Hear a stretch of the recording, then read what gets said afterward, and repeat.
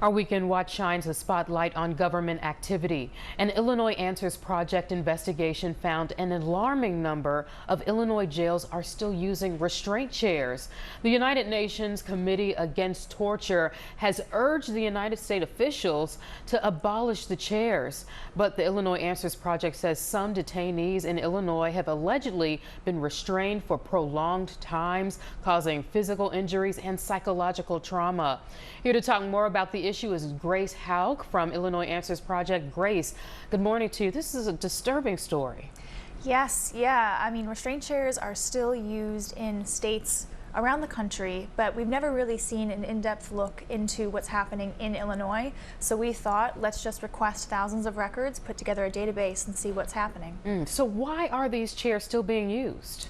It depends who you ask. So there are groups, like you said, the United Nations, Amnesty International, who have said that they should not be used under any circumstances. But you have sheriffs and jail administrators who say, we use these when a detainee is a danger to themselves, others, or property, or we need to transport someone around a facility, and we don't have any other options, so we use the chair.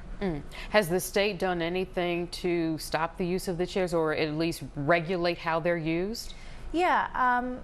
The use of the chairs is controversial. Like I said, some officials say that it is necessary. I think what we really pointed to was the overuse, misuse, and abuse of the chairs in violation with state standards and with county policies. So in Illinois, we have county jail standards, which set a minimum for how jail should operate, how they should treat detainees. So we do have those on the books, and those are pretty cursory. They say things like the chair should only be used as a last resort. If you put someone in the chair, they need to have an immediate medical exam or receive appropriate treatment, and it has to be documented when this is done. What we found is jails are often not even meeting those very cursory standards. So sometimes it's not documented. Often it's not a last resort. It's initial gut reaction. Say someone acts up, you put them in the chair. And sometimes, many times, people don't receive any medical treatment at all. Even an exam to check on them while they're in the chair. Do you find that people are surprised that these are even still in use? Yeah, I was surprised. I think, frankly, when I came back to sheriffs and jail administrators and I said, hey, actually, we looked at this and this is how frequently it's happening, they were surprised. And oftentimes they were like, let me check our numbers to make sure you're accurate. And it was. And so it's happening on average more than 1,000 times a year in Illinois. Some counties more than others. There are a handful of counties who have stopped using these in recent years. They told me they're concerned about injuries, liability issues, not having appropriate training, or the chairs falling apart over time. So it really depends on which county you're talking about. It's starting to be a little different around the state. And you all found that the effects of using these chairs in many cases are not just physical, but psychological as well. Yeah, we spoke to dozens of people who have been restrained in chairs. Sometimes people said that they were traumatized. Many said they still have nightmares. Actually, after we published the story, I heard from a man who said he was restrained in the 90s and he still has some numbness in his hands and he still has nightmares about this.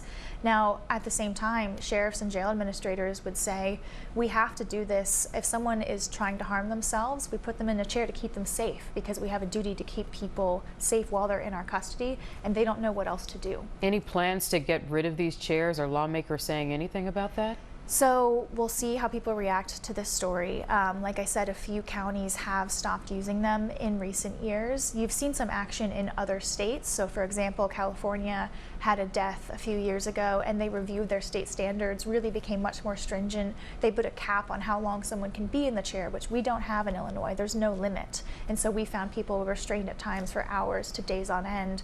In California, if you hit that 8-hour mark, you are required to bring someone to a hospital.